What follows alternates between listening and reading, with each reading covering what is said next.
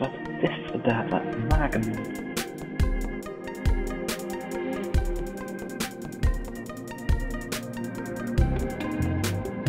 Laat de magie beginnen.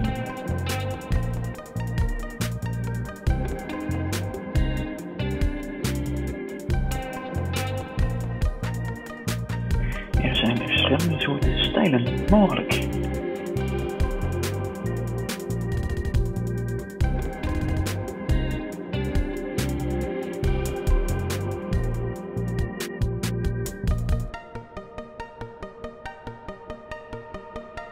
Zit er iets tussen wat aan de voorwaarden voldoet, stel deze dan zelf samen.